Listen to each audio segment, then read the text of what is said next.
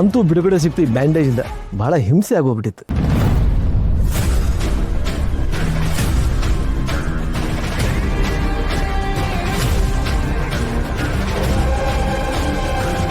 ಕೈ ಕಟ್ಟಿರೋ ಬ್ಯಾಂಡೇಡ್ ತೆಗೆದ ತಕ್ಷಣ ನಿಮ್ಗೆ ಎಷ್ಟು ಬಿಡುಗಡೆ ಅನಿಸ್ತಿದೆ ಅಲ್ವಾ? ಏನು ಮತ್ತೆ ಶುರು ಮಾಡ್ಕೊಂಡ್ಯಾ? ನಿನ್ನ ಮಾತು ಎಲ್ಲಿ ಹೋಗಿ ಮುಟ್ಟುತ್ತೆ ಅಂತ ನನಗೆ ಚೆನ್ನಾಗಿ ಗೊತ್ತಿದೆ. ನನ್ಗೊಂದು ಕುತೂಹಲ ಇದೆ, ಕೇಳಲ್ಲ? ನಿಮ್ ಕೈ ಬ್ಯಾಂಡೇಡ್ ಬಿದ್ದು ಕೆಲವು ದಿನ ಆಗಿದೆ, ಆದ್ರೂ ಹಿಂಸೆ ಅನಿಸ್ತಿದೆ. ಇಷ್ಟು ವರ್ಷ ನನ್ನನ್ನು ಈ ರೀತಿನೇ ಕಟ್ಟಾಕಿದ್ರಿ, ಹಿಂಸೆ ಕೊಟ್ರಿ. ಯಾವತ್ತಾದ್ರೂ ಒಂದು ದಿನ ಹೆಂಡತಿ ಅನ್ನೋ ಪ್ರೀತಿ ತೋರಿಸ್ಬೇಕು ಅಂತ ನಿಮ್ಗೆ ಅನ್ಸ್ಲೇ ಇಲ್ಲ ಅಲ್ವಾ? ಪ್ರೀತಿ ಮಾಡೋದಕ್ಕೂ ಒಂದು ಯೋಗ್ಯತೆ ಇರಬೇಕು. ಇನ್ನು ನೀನು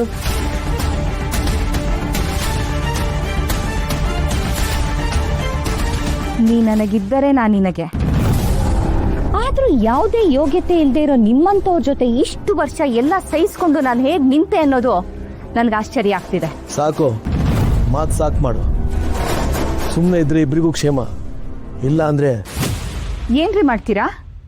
ಮತ್ತೆ ಹಿಂಸೆ ಕೊಡ್ತೀರಾ? ಇಷ್ಟು ದಿನ ನಿಮ್ಮನ್ನ ತುಂಬಾ ಸ್ಟ್ರಾಂಗ್ ಅಂತ ಅನ್ಕೊಂಡಿದ್ದೆ, ಆದ್ರೆ ನಿಜವಾಗ್ಲೂ ಶಕ್ತಿ ಇರೋ ಮನುಷ್ಯ ಪದೇ ಪದೇ ಅದನ್ನ ಬೇರೆಯವ್ರಿಗೆ ನೆನ್ಪು ಮಾಡಕ್ ಹೋಗಲ್ಲ. ಯಾರಿಗ ಆತ್ಮವಿಶ್ವಾಸ ಇರಲ್ವೋ ಅಂತವ್ರು ಮಾತ್ರ ಹೀಗೆ ವರ್ತನೆ ಮಾಡ್ತಾರೆ. ನೀವು ಪ್ರತಿ ಸತಿ ಧ್ವನಿ ಎತ್ತಿದಾಗ ನನ್ನ ತಲೆ ತಗ್ಗಿಸ್ದೆ, ಅವಮಾನ ಮಾಡಿದಾಗ ನಿಮ್ ಗುಣನೇ ಇಷ್ಟು ಅಂತ ನನಗೆ ನಾನೇ ಸಮಾಧಾನ ಮಾಡ್ಕೊಂಡೆ. ನನ್ನ ಬಗ್ಗೆ ಬಡ್ದಾಗ ತಾಳ್ಮೆ ತಂದ್ಕೊಂಡು ಎದ್ ನಿಂತೆ. ನನ್ನ ಕೈಲಿ ಆಗಲ್ಲ ಅಂತ ನಾನು ಹಾಗಿದ್ದಿದ್ದಲ್ಲ, ಈ ಮನೇಲಿ ನೆಮ್ಮದಿ ಇರ್ಲಿ ಅನ್ನೋ ಒಂದೇ ಒಂದು ಕಾರಣಕ್ಕೆ ನಾನು ಹಾಗಿದ್ದೆ. ಆದ್ರೆ ಇನ್ಮುಂದೆ ನಾನು ಹಾಗಿರಲ್ಲ. ಸಂಜುರಿಯ ಬದುಕು ನಮ್ಮ ಬದುಕಿನ ಥರ ಆಗಬಾರ್ದು ಅಂದ್ರೆ ನಾನು ಬದಲಾಗಲೇಬೇಕು.